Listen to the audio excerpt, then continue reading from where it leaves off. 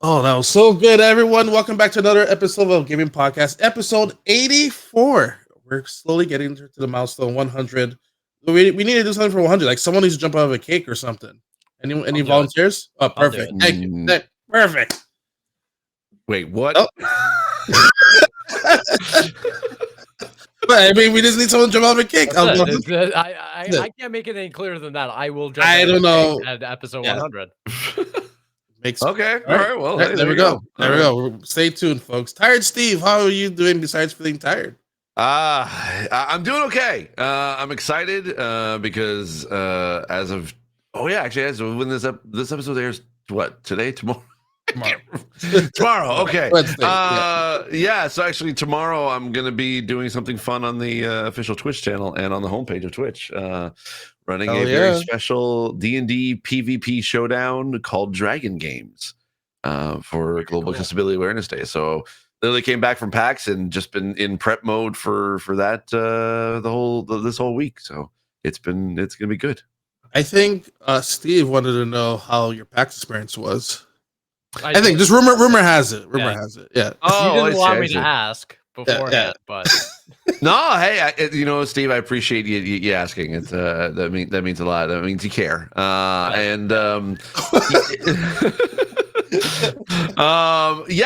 was great. It was this.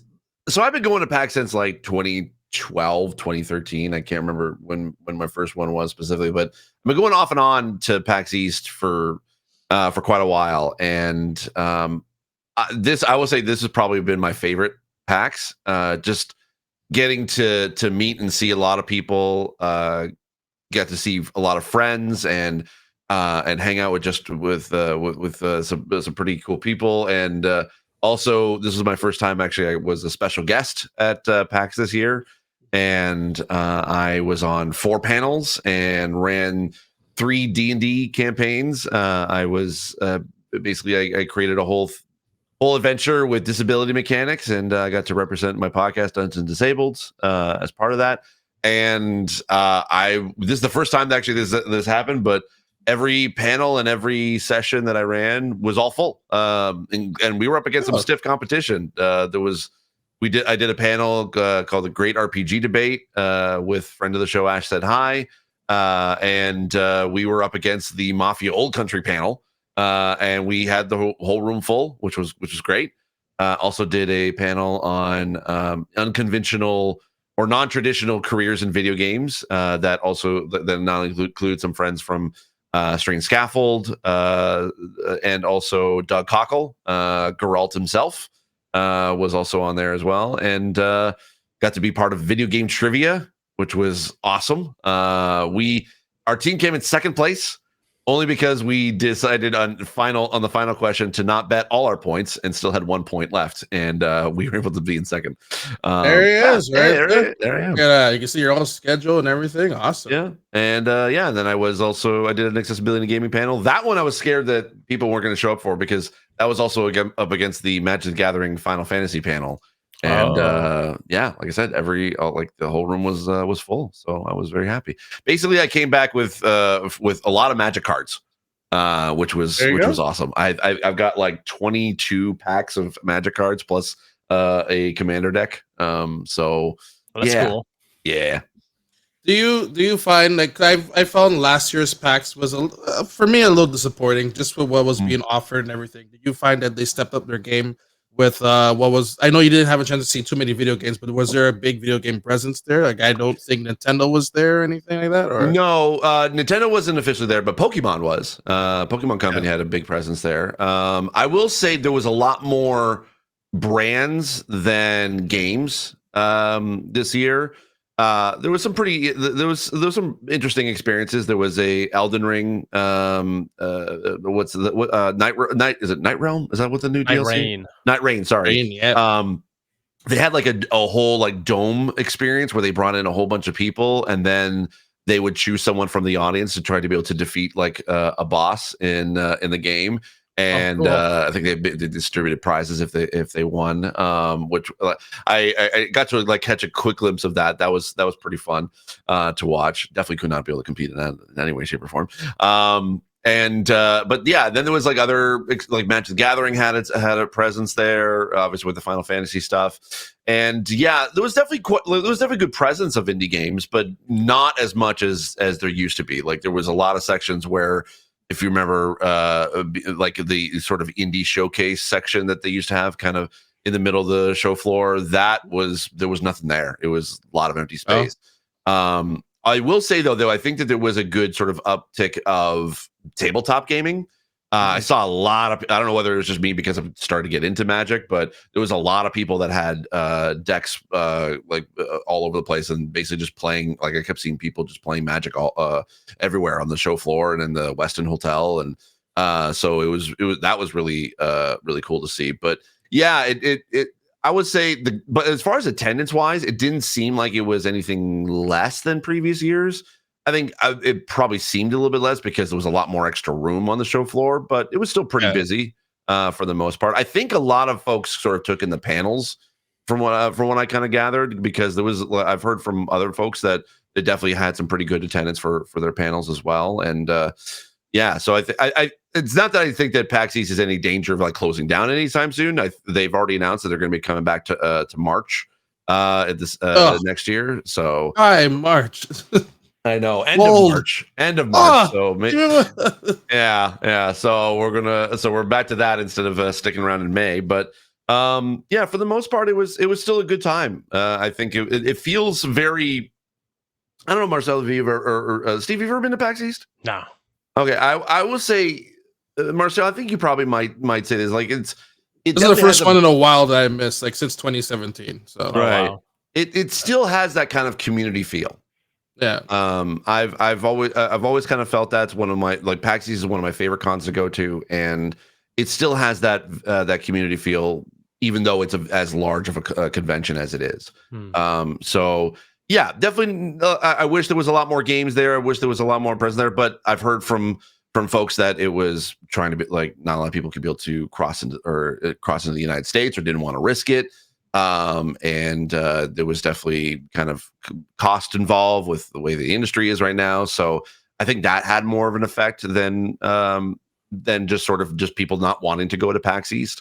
So yeah. I think there was just a lot more outside factors and it'd be interesting to see kind of how, if they, I don't know, I don't think Penny Arcade will ever release any numbers about how well it did, but I'd be very curious to see like if how it compares to previous years. Sure. So. Yeah. But yeah, cool. All in all, is one of my, actually, I would say this is probably one of my favorite PAX I've been to in a long time. So cool. Yeah. Steve, how are you doing? I'm all right. I'm just chilling. No travel. I'm hunkered down, having a blast over here. You did a little traveling. Trip? Yeah, you took a little trip to the pizza place, try some Doom slicing. That is true. Got the Hellfire pepperoni slice. Yeah, I'm gonna get mine tonight. Oh, what am I expecting here? It's actually kind of spicy. I'm not going to lie. Yeah, Doom and Xbox partner with Prince Street Pizza. Toronto's the only Canadian location. So hey, look at us. Hey, we lucked out. We lucked out. I will say I've never liked Prince Street Pizza, whether it's the Toronto location or New York City. I always found it super disappointing for the amount of hype. I think there's much better pizza places in both Toronto and New York City. New York City, especially. Oh, especially in New York City, yeah. But I don't know. I maybe it was just like the lowered expectations now, having been there 3 times and walked away like super disappointed. I sat down, had my slice. I was like, wow, you guys actually made a good pizza. You did it. You finally did it. Yeah. All it needed was with some spicy peppers on there. Yeah. It seemed like, some spicy chili oil or something in there, but no, it was pretty good, and I'm still waiting my code to come through. Email? It's email based? I thought they just hand you like a paper. No, it's email. The homeboy took down my email, flipped around the screen there. He double checked. I did because did he hit enter though? That's the big one. I don't know. Oh no. if I get my code tonight, I'll be like, hey, you better go back. You better waltz back over there. Yeah, but I got a tasty slice of pizza, and yeah, that was about it. Yeah. Oh, this one's looking at the well. Is it like upstairs? I didn't see this. It's on Front Street, so it's like facing the street. You don't have to go into the well. Okay. For people who don't know, Toronto, the well's like an outdoor shopping center, and it's right next to the Crumble Cookie. So if you're feeling Feels that's where it peckish. is. Okay. A little cookie, like a double dip. Exactly. And it's a beautiful day. I mean, the weather's been pretty good. It's raining right now. Torrential downpour. Yeah, it's raining right now. Oh yeah. Not where I'm at, so it's totally fine. Well then, Steve, you can go grab a slicey. It's it's slicey now. That's what I like. Yeah. I don't know if I can be able to handle the spice, but because I tried to be able to see if I can look it up on Uber Eats, and they're listed, but they don't have the Doom pizza. In there. Yeah, as far as I can tell, unless they added it sometime today, but I checked it yesterday, and they did the regular stuff. Disappointed they didn't do the Doom pizza box. Yeah. Right? Yeah, that would seem to be kind of like the perfect opportunity. Like, because I saw that they had some sort of custom pizza box in LA from what I saw from folks, from friends that are there. In New York, right? Yeah. I thought they were in LA for that one. Oh, I'm just saying I've seen people go in and walk away with the pizza box and everything. The other thing, though, they have shirts. They have the custom shirts, and I was mighty tempted to pick one up because the one I saw hanging up looked really cool. How much are they going for? I don't know. And also, I wasn't about to buy the T-shirt and then be disappointed with the pizza. So. Yeah. Oh, fair enough. Fair enough. I had to at least try the pizza first and then see how. Then I'll be like, all right, the pizza's good. I'll buy a shirt. Yeah, I might go price. Yeah. Actually, I'm gonna look it up right now. Oh, wait, hold on. I'm definitely after this episode. I'm definitely gonna be checking it out for sure. So yeah, let me know what you think of it. Yeah, for sure. I was planning to do it yesterday. I was like, I got too much going on right now. So too much going on for a slice of pizza. Imagine that. I never thought I'd reach the day of. No, I'm disappointed in you, Marcel. I will get a shirt. Then I don't know. so I'll make it feel better. I'm really not talking bad about Riley not being here. I can't be promising too much now. I don't want to be too given. Oh yeah. Riley's not here. Riley's not here. You know. What's going on with you, Marcel? What's new and exciting? You know, there's just so much going on with different events that we're planning here in Toronto, and I'm also doing St. Jude. I'm almost at 4,000 USD, which is amazing. Yeah. That's awesome. And it's kind of crazy because I didn't have to do anything disgusting this time around. I'm like, wow, I could have just done this without eating the stuff I don't like or taking a shot of mustard. I feel like I could have told you that. I feel like I don't know. My community, they like to see me suffer. They call it bully month, you know. So they're like, sure, "Oh, yeah, bully you." For by the kids. time I got to the point where you were like covered in cake frosting or whatever, I was like, I don't know, Marcel. I think there's better. Who's this guy? Like, who's this guy? I don't know. You were almost like doing white face, and I was like, wait a minute. You know, surprised I didn't do the whipped cream on the face thing this year. Actually, so now you just reminded me of that. Yeah, that's right. Yeah, I don't know. I feel like, see, now you know this is character development. Now you know that you don't. Wow, I didn't have to do all this crazy stuff. No, they just like me for who I am. I can just raise. I've seen other people do. I'm like, hey, how'd you do that? And they're like, I don't know, I just do it. And I'm like, I don't know if I can pull that off. And then here we are. So we are. There we are. So, playing a lot of Doom. I'm doing another run of Doom as well. Enjoying the Doom. I was playing it yesterday because on stream because now we're allowed to stream it. Also working on the Capcom Fighters Collections 2. That'll be coming out this Thursday. Oh, nice. Has Power Stone 2, which I saw they had a tournament there hosted by my buddy Cleo, who was also in that Down Under movie. I can't remember the name, but he was named Zero, or he's named Zero because his brother's named -1 in real life. Just call him regular. And then Kenny from Yo Video Games, and also Twitch ambassador. He was the host for that. And they had Xavier Woods and Kenny Omega there playing Power Stone 2 at PAX East. I don't know if you saw any of that, Steve, or saw a little bit of that, but that was happening behind you. So which again, sorry, you kind of broke up a little bit. Oh, I had Xavier Woods and Kenny Omega at PAX East playing Power Stone too. So yes, I caught a glimpse of Xavier, but and apparently, some folks from AEW were part of the Magic panel, because they were big fans, I guess, of Magic. So I didn't get a chance to see that. But yeah, definitely a bunch of nerds. Didn't get a chance to see them go because I had a panel at that time, but I did see Xavier kind of walking around. So I also got to chat with Ben Starr and Samantha Bayard too. That was kind of fun. Theo Thomas, that's the guy's name I was trying to remember. He was with Kenny. But he was in a movie called Holes. If you remember, like a Disney. Oh yeah, had Shia LaBeouf in it. Oh, no way. Yeah, Shia LaBeouf in it, and his character name was Zero, but and then growing up, his brother is named something else, but everyone just like, oh, -1 because he's Zero in the movie, so yeah, so Love that. there you have it. But regardless, sad news here. We had to start with some warm topics of PAX season and what's going on in our lives, but sadly, Microsoft is still laying off people, down to 3% of workers. That is also including in the gaming section as well. But this is more in the EU side of things. I think Does so. I believe so. Just more cuts still happening. Apparently, this is the biggest one since 2023 as well. Just I just don't know when this will stop. Honestly, we keep announcing this every so often, every 6 months. All right, well, it's around that time now. More layoffs and everything, and sadly, another batch of employers on the Microsoft side of things here. Any comments? Anything you guys want to add on here to this? Well, like you said, it's kind of like a cyclical, routine at this point. Microsoft will come out and be like, "Hey, we're reporting 18% year-over-year increase in net income." Oh, and then a week or two later, they'll be like, well, we gotta lay off 7,000 employees now. They'll be like, where did that increase come? Where did it go? I don't know. But I mean, Microsoft's not alone in doing this. Many different companies, big and small, do this exact same thing. Even wrestling, they just had like records, almost $1 billion of gross, and they just released like 10 superstars, and obviously people in the writers section as well. I'm like, yeah. Well, that always happens. I think there's always like every year they have a few releases and for stuff for like contracts. After Mania, they're like, you're gone.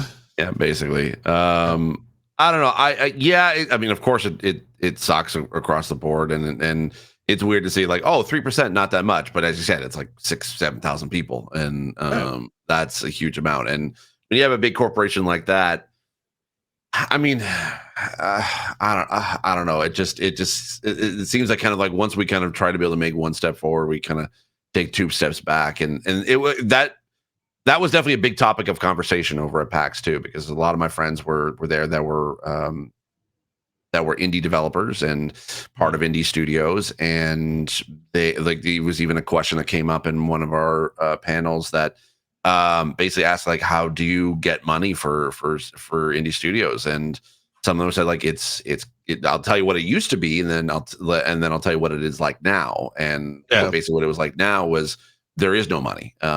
It's very difficult to be able to find funding for stuff. And I even saw today that there was a lot more. There's some interesting kind of conversations and threads being posted about how government grants have been able to help make games, and including here in Canada from from studios like for games like 1,000 Exorcist, Venba, and so it's just when you see kind of those games and like, it's not to say that necessarily that we need to have the government to step in to be able to provide to help fund this, but it's kind of like, it's just indicative, like you get money where you can be able to get it. And right now Microsoft has a lot more than they can to spend than they know what to deal with. And the fact that they basically still resort to layoffs as a cost-saving measure is just indicative of how the world and the industry is kind of right now, and it sucks. But then it's like when you sort of take that and kind of even from a broader sense, from our side of the industry, from the media side, seeing folks like Giant Bomb being able to go independent, from big news over this weekend, like from their corporate sort of like from being corporate owned for the past like 10 years.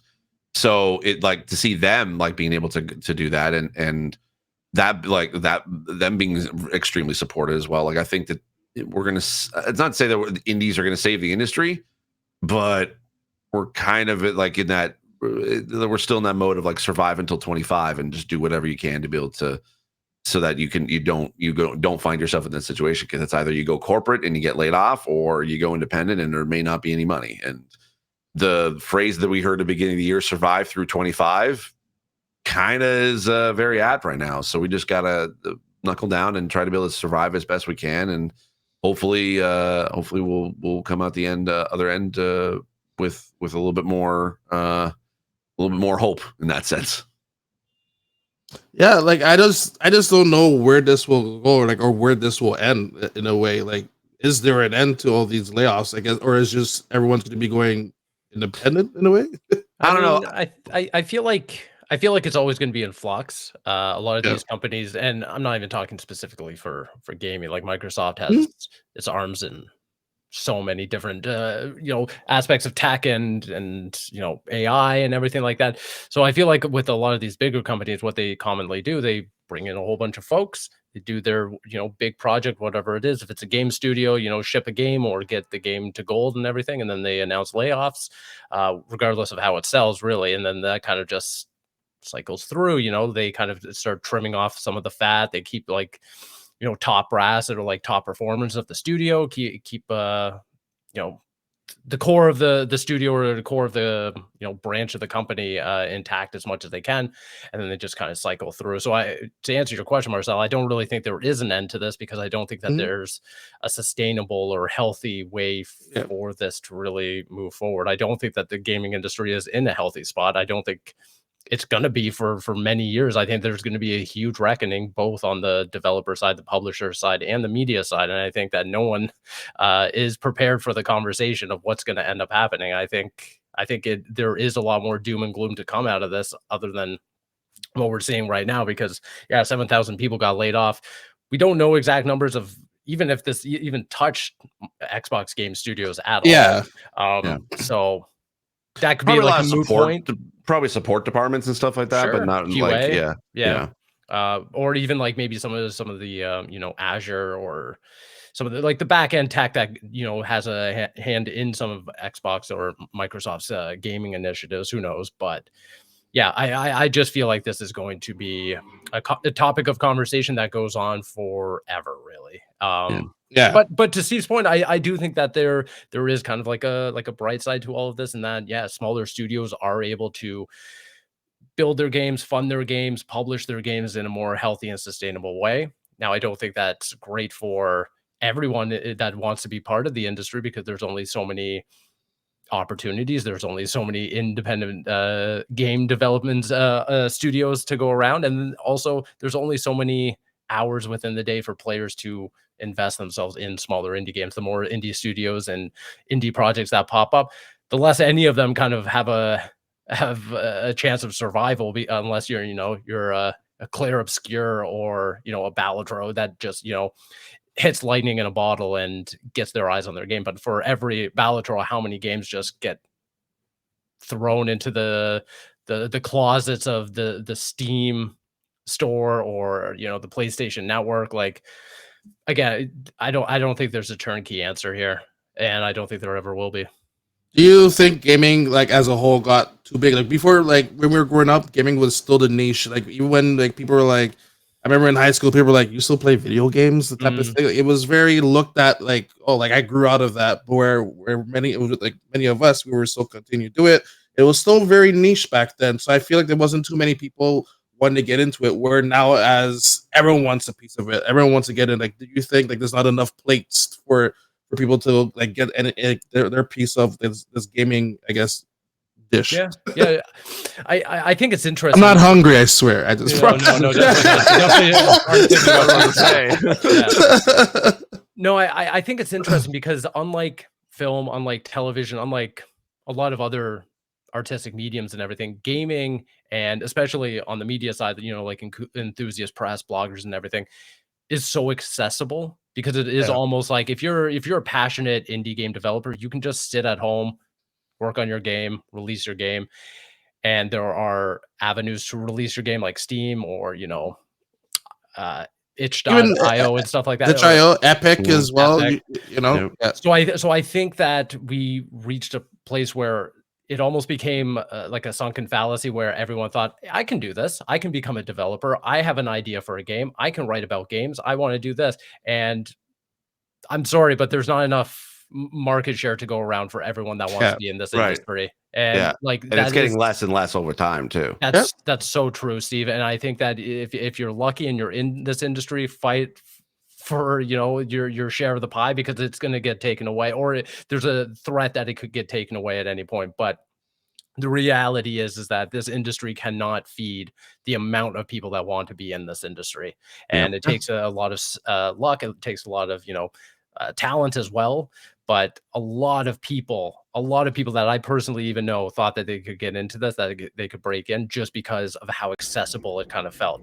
Sammy, Hey, Sammy. Hi. what Getting a little echo great from you, Sammy. and a positive moment to come into the conversation. Yeah, exactly. Yeah, I'll even say too, like, because I talked to a few PR marketing folks at PAX East, and the common thing that they kept saying was that because there's just not enough independent or not enough outlets to be able to go around, there's just not enough coverage to be able to go to games, and everyone is competing for the same dwindling pie, as it were. And it's great to be able to see, like, people be able to go independent, but and make their own stuff. But unless you are a well-known established name, or a well-known established studio, or a well-known established journalist or media personality in the space, it's extremely difficult to be able to find work and also find an audience. Totally. I mean, we're all in this space, and we're trying to be able to find our own way in this, and we're all successful in our own right. But there's folks that even just from a development side, there are people that don't have a name, and they're just worked on maybe 1 or 2 titles, and they're all competing for the same jobs that people who have a name or people who have been in the industry for a long time are also going up against because of layoffs. And then when you talk from the coverage side, as you said, Steve, like it's never been easier to be able to make a game nowadays and release it, but to be able to release it and then have people buy it and play it, and then enough for you to be able to make your next one.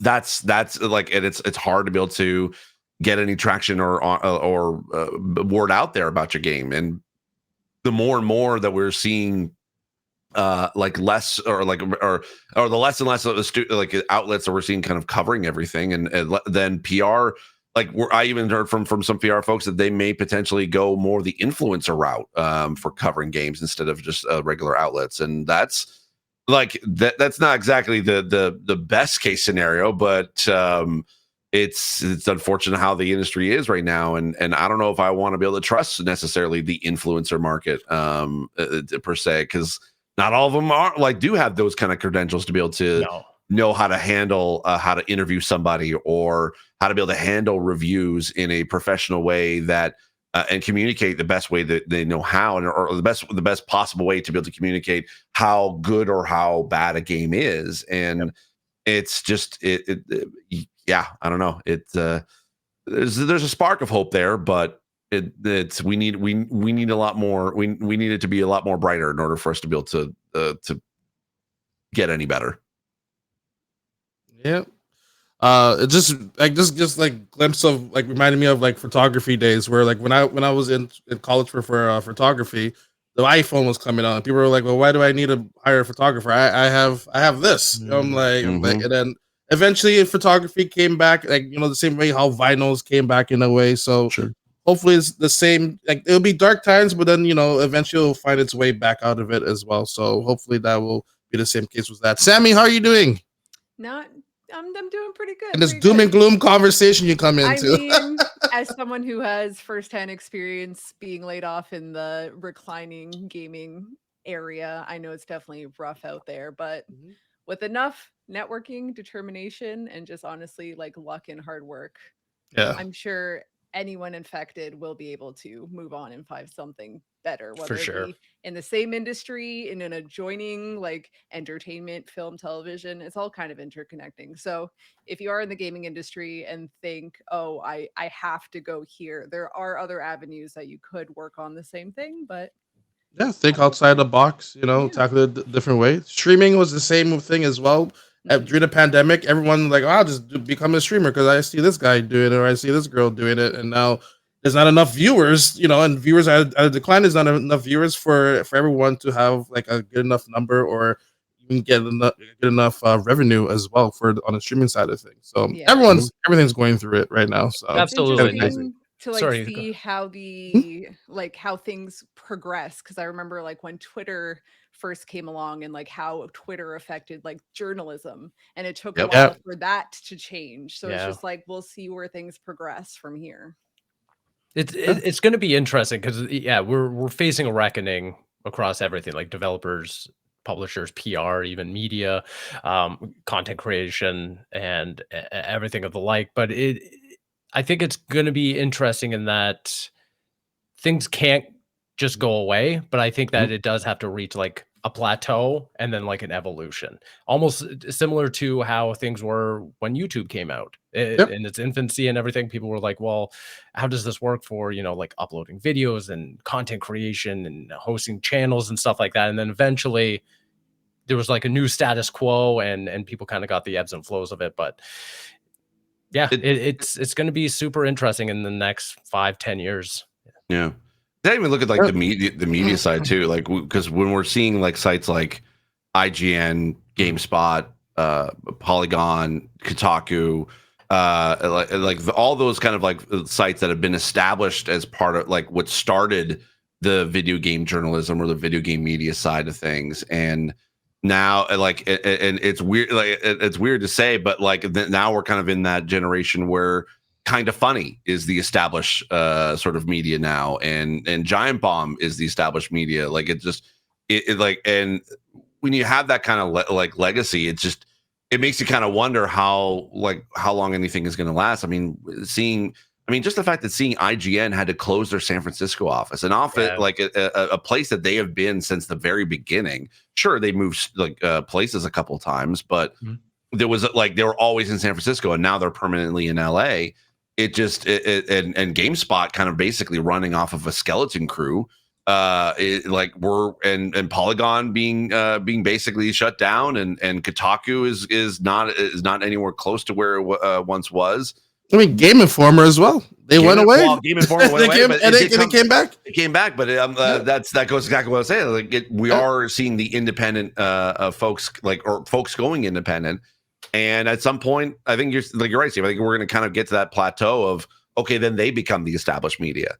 And who knows what that's going to be like, how that is going to be the landscape, or how that landscape of video game coverage, or just talking about video games, or just the video game industry is going to be. Because when the other places go away and they become the established places, like what happens to everybody else? Does that mean like we all have to change? Like, does that mean do we have to try to be able to open up our own Patreon in order for a gaming podcast, or in order to be able to survive? Like, what does that mean for us? I don't know. We all just have to make videos with us talking at the top, and then like a temple run, or like, oh my God, ASMR the videos. endless runners. Yes.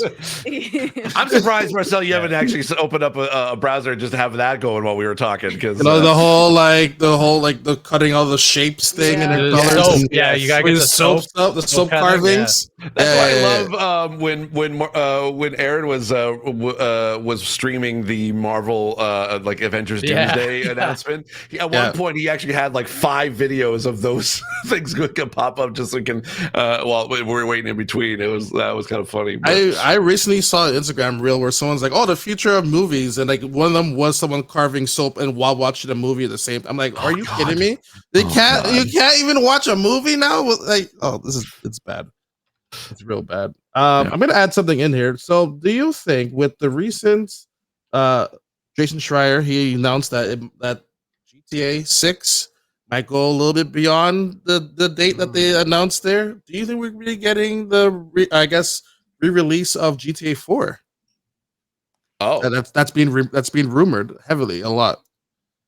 Does anyone want GTA 4? Yes, absolutely. Okay. I didn't. I always heard it was mostly like GTA 3 was kind of the main one, so I didn't realize. I don't think there's a bad one, to be honest. Fair. Chinatown Wars. Everyone hates that one. That's the one I finished. I like that one. So. Fair. I mean, of the main line. Yeah. You can put any of them in front of me, and I'm gonna have an absolute blast. Oh, absolutely. I was actually thinking to myself, now that GTA 6 was delayed, this opens up a great opportunity to just kind of go through them, just marathon them. Yeah, and I think there's only one way you can play 4 right now. And that's through Xbox, I think. Well, 360, and then unless this whole port rumor is correct. And Yeah, it does they come might to do like a PlayStation whole and Switch. like Red Dead thing with it. Apparently, like Yeah. how they're just like it's 60. Xbox you already That'd be have on an nice. Xbox, and then like re-release it for PlayStation and That'd be nice. Nintendo Switch too, which blows my mind. It's coming out very soon. Where was 4 set again? Liberty City Liberty City. Okay, gotcha. Okay. Yeah. with Nico Bellic. Never played them. Great job. Great job. I've never. I will admit, I've never played a GTA game before in my life. Franklin? No, I've never. It's not out of like I refuse to. It's just I just never. Grand Theft Auto 4 has some of the best DLC. Oh, okay. Yeah. I remember my sister heavily playing that one. She doesn't even play that many games, but like, she was like, "I gotta play this." Like she was locked in for Grand Theft Auto. So The online for Grand Theft Auto 4 was really good too. yeah, Was it really? Yeah. Oh, okay. Yeah, Actually, way now more I'm just- competitive. Like it was just a straight like team deathmatch kind of stuff. It was a lot of fun. Not as much RP as 5, though, I bet. No, definitely not. No, it was quick, like in and out little matches. But yeah, it was for what it was, because like it came out 18 years ago. If you guys want to be old, nuts. yeah, if you guys want to feel real old, 18 years ago, Grand Theft Auto 4 came out. A whole person became an adult. The whole person. Yeah, essentially. Grand Theft Auto 4 can legally vote in Canada. Yeah, that is insane. Like, because like you realize that 360 had 2 Grand Theft Autos. Right. Yeah. That's how fast they were doing it. Like, that's insane. But also, I mean, like, hey, good on them, because like I just looked at the stats of like of the GTA 6 trailer that just came out last week, and it like within a week it has over 106 million views. Good for them. That's like good for them for about to make a butt ton of money. Oh, absolutely! Like they are gonna. But here's the question. Here's what I thought you were gonna ask, Marcel. Was like, do you think that we're gonna get another delay again? Because this is like Rockstar. They've done that in the past. They've put out a date and then delayed it again. There were rumors that we're like 75% probably getting another delay. I can't remember who was by, but was that the one with Jason? I think. Yeah, it was Jason Schreier that put out a report saying there's likely going to be another delay. I wouldn't be surprised, because I still don't think what we saw was actual gameplay. I stand by that. No, I really don't. It's fine. You'll get a drink out of it, fine. or not. But I still don't think it was what we saw, especially on a PS5. My thing is, I can barely run Final Fantasy. When you compare the first trailer to the second trailer, Grand Theft Auto 6 looks like a totally different game. Like it's sure, unimaginable, but improved. In contrast to that, so watching the kind of the coverage of Death Stranding 2, of people have been able of playing that in Japan, they were all playing it on base PS5s, and they said that it is the most gorgeous game that they've ever seen. Sure. So it's definitely possible. Developers that can tap a console, like max it out, and like look at The Last of Us, what they were able to do with Part 2 for the PS4, or Rockstar and Red Dead Redemption 2. They were able to extract a lot of power out of last gen consoles. So okay. I don't. This is me complimenting them. If they could pull this off, then like you blowing me away. I'm not saying like I'm really impressed if this is what you're pulling off, because this game it looks like a goddamn movie. It's so good. The carbonated bubbles. The bubbles. Yeah, the bubbles in the beer. The bubbles, and then seeing the sweat off of just glistening out. Yeah, it looks gorgeous, and it definitely I don't know. It's one of those. It's gonna be it's gonna be a massive hit, and what people are like saying it's gonna be even more massive than say like Avengers Endgame was. Yeah, I believe that. Mm-hmm. Like. Easily, yeah, and the biggest entertainment release ever. Of course, easily. And so will it save the gaming industry? No. It'll make it worse. It'll definitely make it worse. Yeah. The big thing for me when it comes to the question of another delay is Grand Theft Auto Online. That's the big mystery for me, where I'm like, what's the plan here? Because if it is, hey, we're gonna delay for another 3-6 months, whatever, maybe into a fall window. Is that to make the game look even make the campaign portion of the game look even better? Because I feel like we're already at a place where you could just ship it. Like, I'm already impressed. It already exceeded my expectation. Right. Or is it a conversation of now we want to like maybe reduce the parity between campaign and online coming out? I don't think that's a really great idea, because then you're kind of putting out way too much in terms of player expectation. But yeah, I'm just kind of curious what the whole release will be for this game, because it's going to be a lot of content.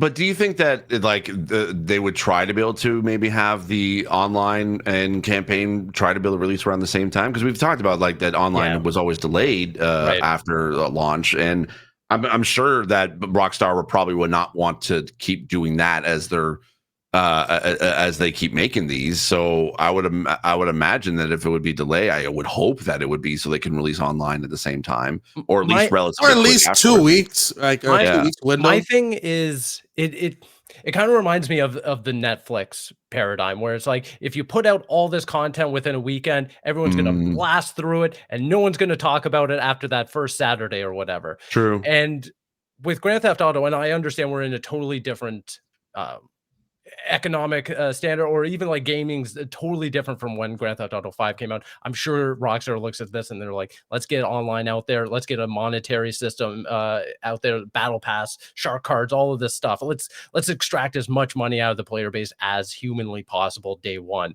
The issue for me is that if you match the campaign with the online, unfortunately everyone's just going to go to the online because that's where the social aspect is. That's where everyone's going to have the most like ongoing amount of fun. And I feel like that's a detriment to the campaign. That's a detriment to everything we've been seeing out of this game. It's the same thing with Call of Duty. When you put out a Call of Duty with the online, you go straight to everyone multiplayer. Exactly. And that's why they space out the online, or like the base game with the Warzone portion of the game. They say, okay, well, we're going to wait a month or something, then we're going to drop the big Warzone updates, because they don't want everyone to just be like, well, I don't want the base game that took a lot of work. I just want this one online instance of this game. So I feel like, yes, monetarily, it probably makes sense to get online out as soon as possible, but I feel like that comes at a detriment of an entire portion of this game that thousands of people have been working on. I think close to $1 billion have been invested into this game's development. Like, so I feel like it doesn't make financial sense from that aspect. But I mean, we're in a totally different situation in the gaming industry, where online and ongoing systems. And I also think the online is huge. Yeah, and I also think the online part would look very different from the campaign. Like, how is that even gonna look? Because they have so many people connecting as well. Like, I can't imagine it's gonna be downgraded. Absolutely. Yeah, I can't imagine it's gonna be like running the same quality that we're getting from the campaign. Here's the thing, though. I mean, Red Dead Online looks just as good as the base game. So true. I would imagine that they probably improved that. Plus, they also bought a few mod communities so that they could be able to improve the online space. But I mean, like, you're right. I think if you do sort of delay that that release of online, as you said, it's like do you do the Netflix model of release everything all at once, or do you sporadically release it? If you think about it, like, it gives online a sort of, or it gives the whole game another marketing beat that they can be able to hit with try to be able to get more players in. And I think that Rockstar, of course, is already going to expect that like their game is going to be successful from launch, but them holding back some stuff to be able to have for later. There's always more people that can be able to jump into the fold. And if people like who weren't really interested in the campaign and that's all, and they only care about the online space, I think that's going to draw people in too. So I could definitely see it still being delayed. I mean, I don't want it to. I would love to be able to see it happen all at once, but I could see the reasons why they wouldn't. I think that even plays into why they delay console release to PC, where they know as soon as people are going to obviously want the PC port, they're going to want to play it as in the best form that they can. So they release it on console. Everyone gets super excited. They get even PC players to go out and buy an Xbox, buy a PlayStation and everything. And then they release the PC and they're like, oh, great, I'm going to go buy it again. They know. And Grand Theft Auto is that game that can make people just go, yeah, I'm buying 2 copies. I don't care. I'm going to play it day one, and then I'm going to play it on PC down the road with my friends. And that's when I'm going to invest so much time into online and everything like that. If they just released everything, and I mean like everything, like console, PC, online, all at once, I think you do kind of end up losing some of that revenue and some of those sales. Sure, kind of dilutes the product. Yeah, product. yeah, because everyone is just going to naturally go to PC. Well, PC players obviously, and then they're not going to hit that console wave. Mm-hmm. Yeah, you could just definitely be like, maybe just shortens the window of like those releases as well. Like you could have the game come out like in October, for example, but like, hey, but November is also coming out online's coming out and the PC port or whatever it is as well. And then crossplay, maybe, who knows? See that? I would imagine they would have crossplay. I don't see why. I don't think 5 has any remorse of crossplay or anything. But what about Red Dead? Red Dead, I think that there is. Right? It has to. Yeah, because I would imagine if 5 doesn't, it probably is because the engine is just too old to have that infrastructure. I mean, they've released that game a million times. Like, I feel like you could have just added in one additions.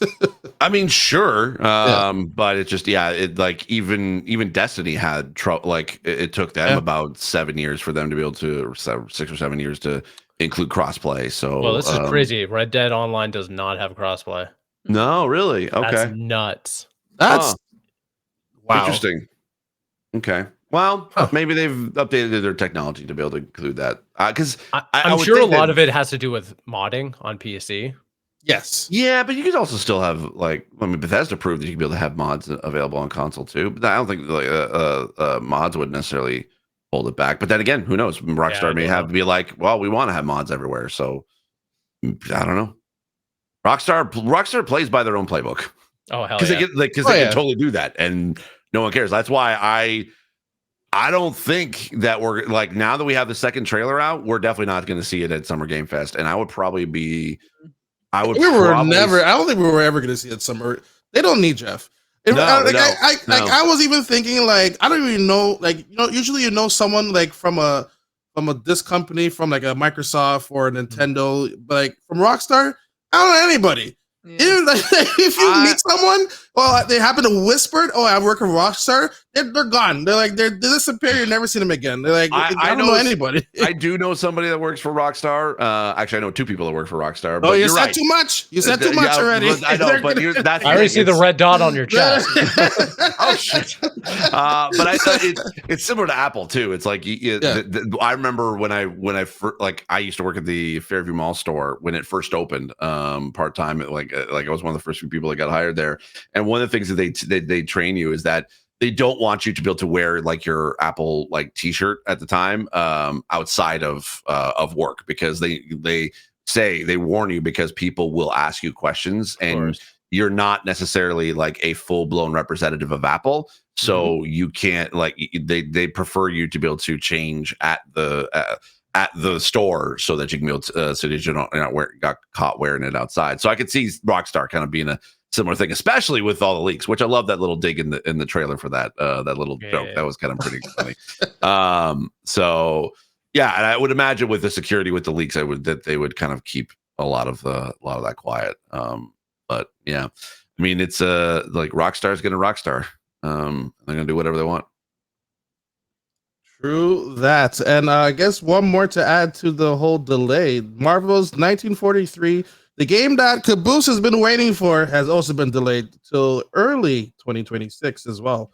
Taking additional time will allow, quote here, additional time will allow us to add more polish. Make sure to will give you the best possible experience and one that lives up to our vision. So they have some exciting news to share very, very soon. Maybe Summer Game Fest, we might see another trailer, I guess. That sounds about right. Yeah. Hey, I'm just glad that this is not another Amy Hennig. I'm just glad it's not canceled. Yeah, that's going to be canceled. That was my biggest fear with this whole thing, because I don't think Amy Hennig has had a game come out in the past 10 years, if that. Yeah, as a creative writer, not since 2011. Yeah, so way over 10 years. So I'm just glad that, hey, if it's delayed and it's still going to come out, that's great. So I'm okay. Take as much time as you need because we want it to be good. We don't want it to be rushed. Yeah. Yeah, hopefully we get to see something soon as well, as Summer Game Fest is starting to shape up with a lot of uh, news coming out of what game's going to be announced and everything. So we'll have to discuss how we want to be able to cover that, because I know that we're not going to Summer Game Fest as far as I know, unless anyone's secretly going and we don't know about. But we should see about what do we want to do to cover that when that comes out. Yeah, for sure. But besides that, it's a light week after PAX. You think something would have came out? I would say, the Mafia game looks really good. I'm very excited for that game. Different style this time around, where it was more like an open zone type of game. This one is more like an Uncharted style of gameplay. I would say. I don't know. They didn't show any gameplay, anything like that. They did. Yeah. Oh, I mean, besides the trailer, but yeah, okay. They showed it a few clips during the panel. Like if you go watch the PAX East panel, there's a few things that they kind of added in there, and they talked about some of the gameplay. I'm actually really excited for this because this is the closest that I probably that I would get to the successor to the original Godfather game.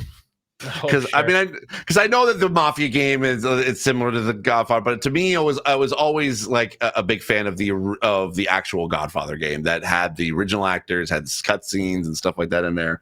And I was like, I really wanted to be able to play something in that kind of era, and to see, or at least the origins of, to be able to kind of see the beginnings of what we now know is the Mafia in Sicily. Yeah, I'm on board. Just looking at all that, I'm like, yeah, I like the fact you can, it's just, I don't know. The thing that blew me away just for looking at the footage, because we've seen like this kind of the gameplay and stuff before, so it's not like it doesn't look like it's doing anything specifically new. But the car chase scenes in the gameplay footage look so cool. It looks so frantic and fun, and yeah, I'm really excited to be able to play this. And it's coming out in a couple months, August 8th. August 8th, okay. And not only that, $50 USD as well. Yeah. Really well-priced game. Really shocked by that price right over there. 70 in Canada land, of course. But yeah, looking forward to it. It's I always enjoy the Mafia series. One was my remaster one, obviously was my favorite one. And but looking forward to this one to dive in and see how it plays out.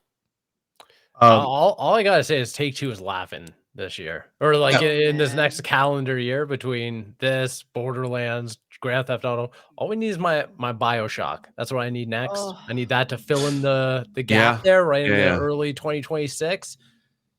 Straight That'd be flush. Great. Where's Judas? You just reminded me of that. Where's Judas? I was thinking the same thing. Where's that game? I mean, hey, I would actually probably imagine there might be an updated Summer Game Fest, because they've been partnering up with Jeff for a few of their announcements now, and so I'd be very curious about that. Or when was it announced? Like a couple of years ago, I think it was originally planned to release in March. Oh, really? I didn't realize it was supposed to this year. Oh, okay. Yeah, so I feel like it could become a fall release, maybe in early 2026, but what that means for BioShock, I don't know. Was there any rumors about either a new BioShock or a BioShock remastered? There is a BioShock 4 in development by Cloud. Let me double check what the new studio name is that took over. Oh, yes, I did hear Cloud Chamber. Cloud Chamber, yeah, okay. And then Netflix lowered the budget for the movie, so I'm a little concerned about that. Oh yeah, now we're just getting people in bathing suits just hanging out in the water, splish splashing. That scares me. I'm very scared. Yeah. Yep. But no idea when this game is coming out. This Cloud Chamber BioShock. I saw rumors 2028, and if that's the case, just hang me out to dry right now. That's rough.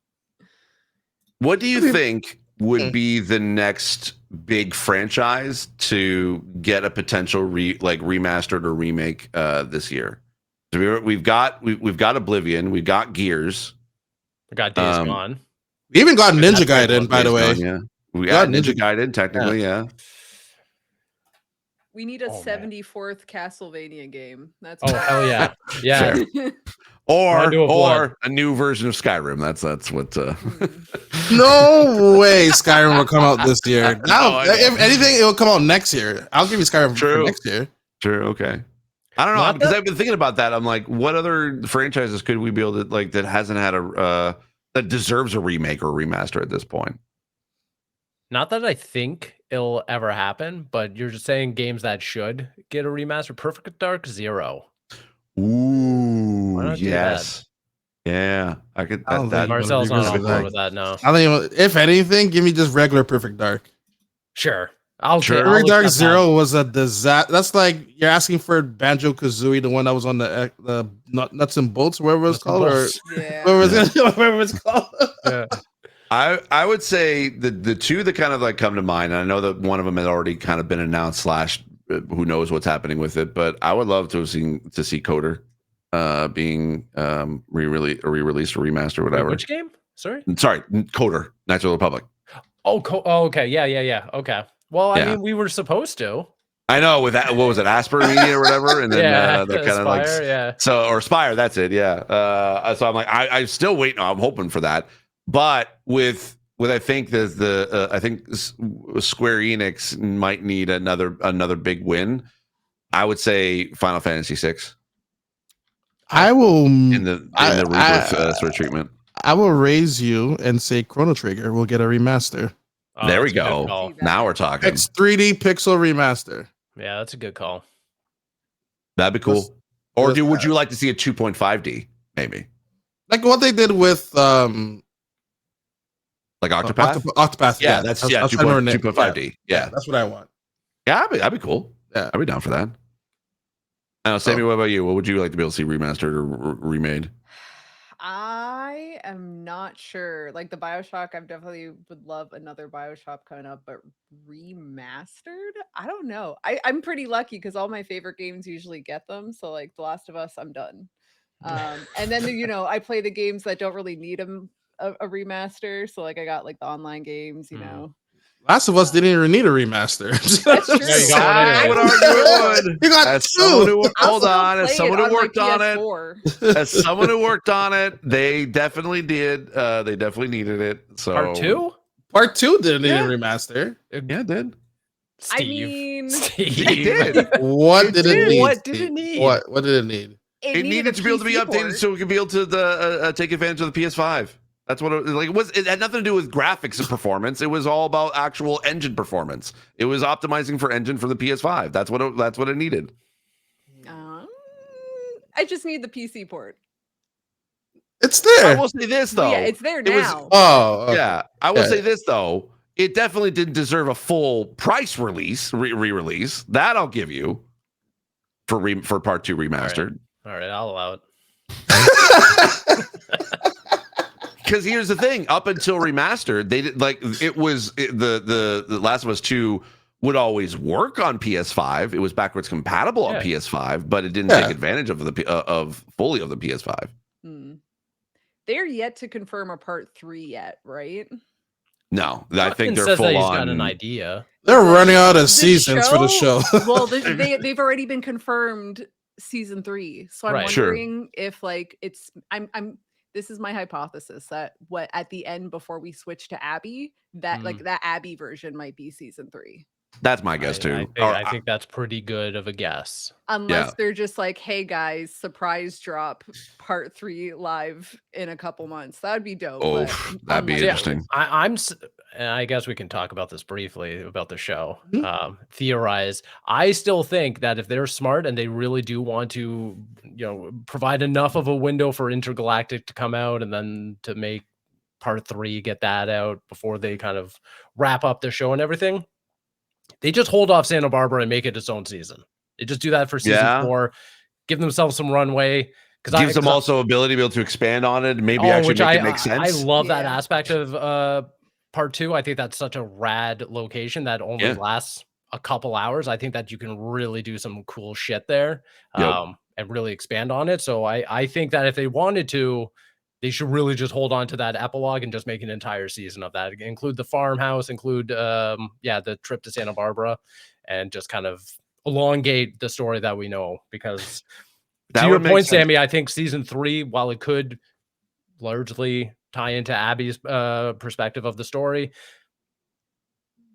won't really. You'd have to flesh it out a little more to justify like an entire season, but then it's also there's not enough content there to justify both Abby's side of the story and then Santa Barbara. So I feel So like then you're saying more like the end of season 2, like everyone happy at the farmhouse with maybe like an after shot of Ellie being like, and then start with So- her leaving. My like theory maybe a is PTSD end- trauma response, and then that's how end they end season it. 2 with the moment in the theater. Oh yeah, Do okay. the switch. Get Yeah. get the Yeah. perspective of season 3, and that with the boom, both of the two forces coming together, Yeah. and then season 4 picks up at the farmhouse, leads into Santa Barbara, yeah. and then the rest of the story. Because then theoretically, you could run the show until what, 2028, 2029? Yeah, and also Just depends, I kinda guess, on cadence. how many episodes they want to dedicate per season. Because I think That's another one. part 2 or season 2 is what, 8 total? 7 episodes, so we got 2 Seven. more. Okay. Oh Yeah, wow. so that gives it enough time that I think that they could be able to go through all of Ellie's story in Seattle till the end, and then pick up where season 3 with Abby. And if they want to extend to season 4 with Santa Barbara, I could totally see that too. It just depends. I thought I heard that essentially if they don't have a Last of Us 3 game out by the time that they're ready to make a Last of Us 3 part of the show, I thought I'd heard that they were just not gonna they were just gonna hold off or just not make it. I would like that. They weren't gonna Game of Thrones it where they're I just would gonna like that continue a on lot, past yeah. the books, because I don't want that to happen at all. And because they seem to be following along with the story of the games instead of trying to. Because I always thought that what had happened in episode 2 of season 2 was gonna be the season ender of season 2, and I was like, that was what I was expecting. But they've been pretty much following the exact storyline of the game, which I'm like, okay, yeah, that's fine. But it was weird because it's like I think it wasn't until. What was it? I think episode 4 when you finally are the one I think it was that's the one where we were introduced to Isaac in that one, basically. Yes. Yeah. The subway and all that. Yeah, Yeah. like that one. Like that was the first episode of the whole season that I was like, okay, yeah, I'm on board with season 2, because first episode was with the whole defense of Jackson. I was like, okay, I like that. That was cool. We didn't see it in the game. It had that sort of a Game of Thrones big kind of epic battle sort of almost finale type situation. That was cool. The rest I was like, I wasn't really I was like, okay, yeah, I've seen this already. But it was that episode that in Seattle that I was like, okay, I see what you're doing. Anyway, sorry, I haven't talked about Last of Us with season 2 with anybody, so That's my favorite part of Sunday. Well, I haven't watched this past episode because I was at PAX, so I've got a lot to catch up to do. Got to catch up. I still have to catch up to Andor the past 3 episodes because I've heard it was really good. I have not even started. I haven't how far the I whole am. season. Yeah, the whole season. Yeah. Oh, you were in for a treat. Yeah. Oh, it's it. I actually love them releasing 3 episodes at a time because it gives you enough big chunk to sort of sink your teeth into, but you still get to kind of wait the week to week. But yeah, Steve, you're just wild and crazy. Just go by your own thing. Honestly, there's just too much television out right now. True. Well, and not only that, Fallout just got confirmed for season 2 and 3 as well. Yeah. Season 2 will be coming in December. So do you think this time Microsoft will be ready with a Fallout game? No. No remaster of New Vegas or anything like that? I feel like a remaster of New Vegas for sure. Yeah. Well, we know from the leaked documents of the court case that 3 is next.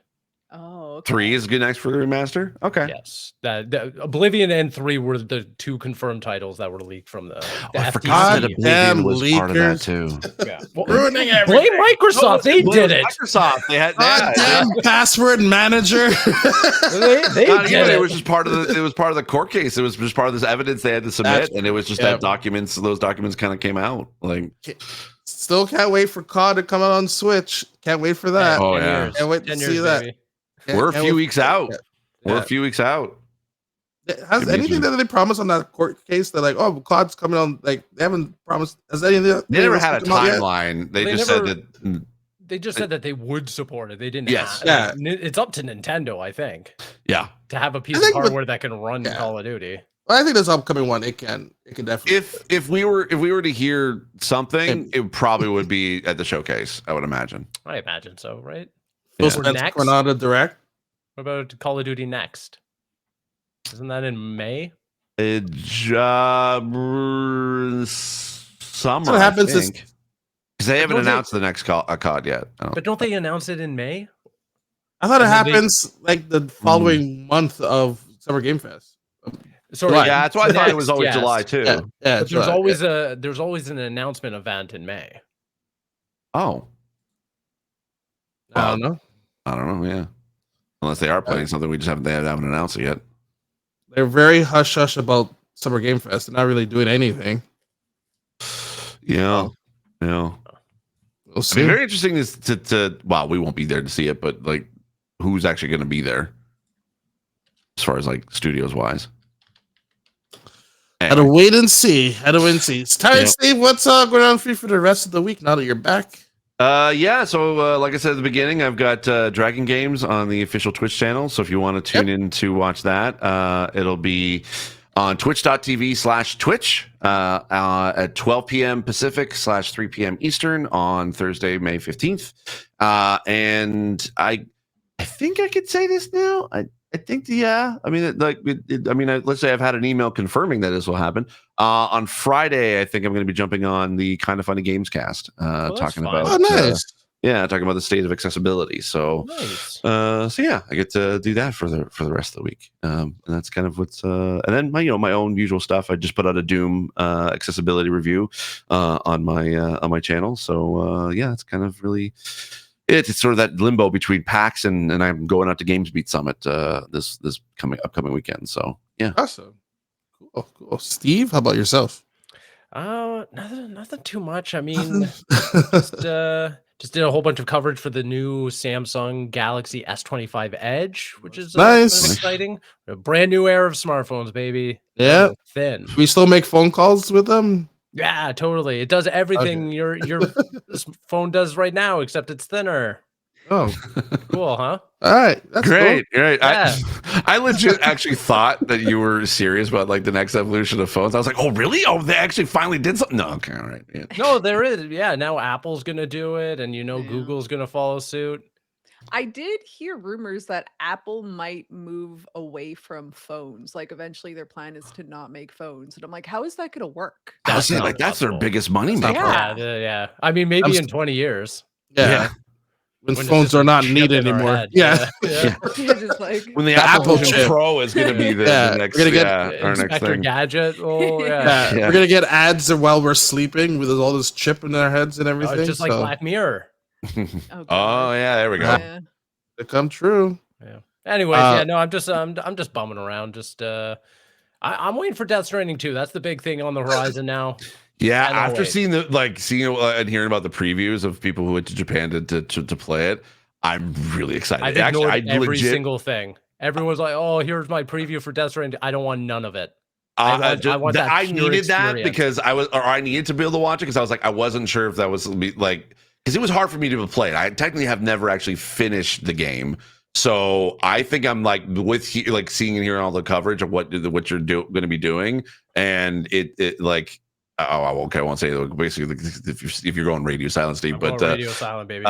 let's say this. I think I'm going to try to be able to maybe on stream play like restart Death Stranding and Nice. and try to play that try to finish it before. They were doing a walking simulator or walking. Yeah, walking marathon thing. The marathon. 60 hours on Kind of Funny. 60 hours. Crazy. That's crazy, man. Yeah. I don't know how many of that was actually Mike walking, but they did stream for 60 hours. That's crazy. Yeah. I don't think I've never finished. finished Eventually, I will get to Yeah, it. never But finished it. I'm gonna restart it on Xbox because that's I've never played it on Xbox. So Oh, really? yeah, I have the director's cut, but I've never played on a PS5 Pro, so I'm very curious to see how that will play. it on there. probably runs and looks beautiful. I would imagine. Yeah, I will say this from what like just hearing about how good it looks, like a Death Stranding 2 on the base PS5. I'm like, yeah, I kind of want to see it. I don't know. I thought Death Stranding was fine. It was never like my favorite game of all time, but I was like, okay, I get it. Like it's confusing as hell, but I don't know. It's just hearing about the preview of 2. I'm like, yeah, I kind of want to jump into this again. So I don't know. We'll see. We'll have to wait and see. Sammy, how about you? What am I doing this week? I've been playing a lot of Creature Keeper, which is a new game. It's an action adventure RPG. So hopefully, Published in Canada. Yeah, and cool. Review coming soon to a gaming network. So keep an eye out for that. And just keeping up on anime. It's a pretty good anime season this quarter, we'll say. What anime do you suggest to jump into? I mean, what am I watching right now? So we got Windbreaker. We have To Be Hero X, which is new. If you like My Hero Academia, they have a spin-off called Villagers. I don't like them. You don't. Well, that's rude. And there's a lot. Apothecary Diaries. That's a pretty popular one. You could be making all of these up and out. Except for My Hero. Yeah. I will say, like, To Be Hero X is what it's a multi animated series, so it kind of gives a little bit of like arcane style with anime style. Oh, nice. Oh, cool. So I have a feeling that one's kind of gonna go into the normie range soon, so maybe when it blows up. The normie range. I doubt it, but I appreciate your optimism. Awesome. For me, still doing the St. Jude stuff. I'll be checking out some Capcom Fighting Collections too. We're getting ready for dive in some Power Stone and Capcom versus SNK 2 goodness. And believe it or not, Star Wars Outlaws is coming out with their final DLC. So I'll check that out as well. Coming out on I forgot about that. The final DLC. Yeah. There's a first one? Yeah. There was wild cards. The wild cards, yeah. Jeez Louise. What? It was actually the story wasn't bad. I was like, oh, this is kind of neat. I wish it was in the main game though. That passed me by completely. Well, Baldur's Gate Pirates for Return comes out. Yeah, cool. Baldur's Gate 3. Yeah, final patch. Final update. Yeah. End of an era. Being updated. That's crazy. Yeah. Never played it. Really? Okay. No, I don't have time. I don't have 400 hours. Come on, just give me 150 of your hours. Are you insane? I already have other games that's like 150 hours. No. Here's what you do. Not only that, but you need to be able to do a co-op. Oh my gosh, yeah. Forget it. I'm never finishing this game. The link up with someone else. Forget it. It's impossible. It's like running a D&D campaign. You have time for that, right? I have no time for that. I don't know. Sorry. You're denying yourself of fun. I'm having fun with other games. Just not other games that have more fun with Baldur's Gate 3. With someone else? No, that's Marcel, you could be playing Death Stranding. I could be playing Death Stranding right now. So yeah. You know what? I want to go back and play Doom. Never mind. That's what I'm going to do. There you go. Yeah, I am going to go back and play Doom, actually. But we'll all see you here next week. Take care, everyone.